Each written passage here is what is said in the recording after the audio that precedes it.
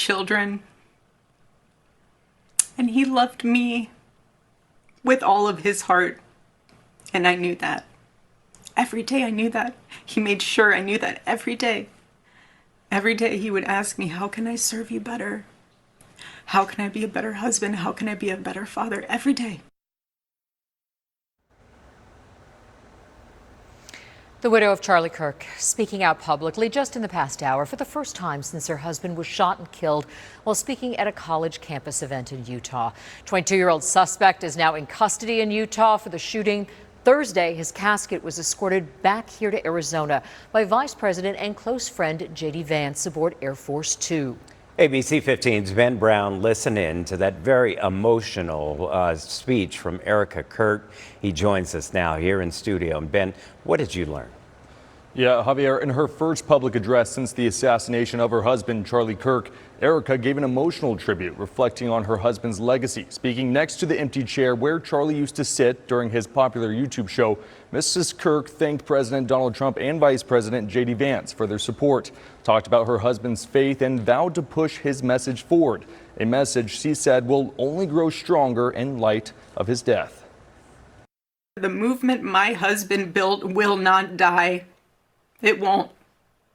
I refuse to let that happen. It will not die.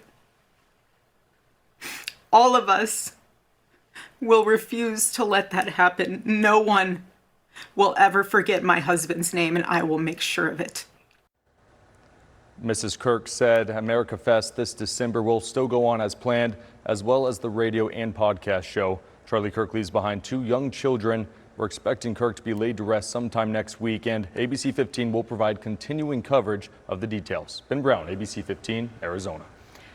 Ben, thanks. As for the suspect, President Trump personally breaking the news this morning, saying 22-year-old Tyler Robinson was arrested on suspicion of capital murder. Utah Governor Spencer Cox says Robinson confessed to a family friend, adding Robinson had become more political in recent years. Officials believe he acted alone. It's unclear right now if he bought the firearm legally. Kirk's political nonprofit organization, Turning Point USA, is based right here in Phoenix. Here's a live look there right now where you can see a memorial just continues to grow. Our Rachel Louise Just is at Turning Point tonight near 48th Street and Baseline, digging deeper into Kirk's influence on the political landscape. There's been almost a nonstop flow of people coming out here to Turning Point to pay their respects, to be here with each other after Charlie Kirk's murder. And I'll go ahead and step aside so you can see just how many people out here from all walks of life, and from the kids we've seen out here to the President of the United States himself. Kirk's death has certainly disquieted much of the country, even those who disagreed with him.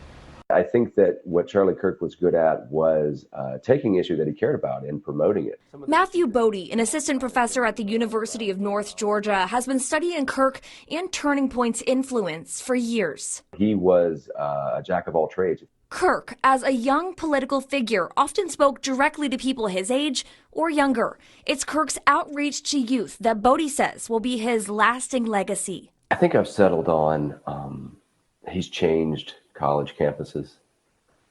I don't want to add adjectives to make it good or bad because it is complicated. Kirk's Turning Point USA is represented on more than 850 college campuses, more campuses than have sororities. But Kirk's presence at colleges did cause division on campus. I would say that as much as positive impact as he had on campus in particular groups of people, there were other groups of people that were targeted and terrorized and harassed and made to feel under siege by him, his group, and many of his allies. Before the event where Kirk was murdered Wednesday, Utah students organized a petition calling for him to be prevented from visiting. I do think that he is not someone that supersedes our political divide.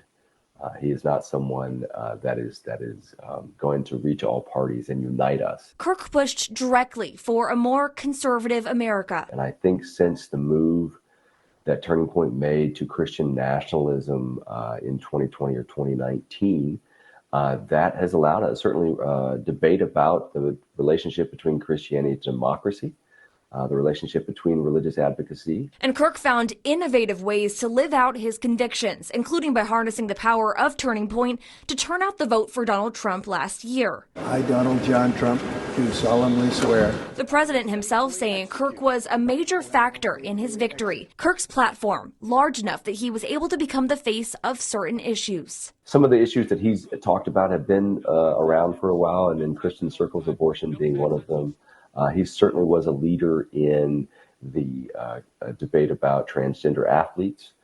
He also, though, promoted a far-right anti-immigration message. And he and Tucker Carlson are probably the faces of that, obviously, with the president. Rachel Louise Just, ABC 15, Arizona. And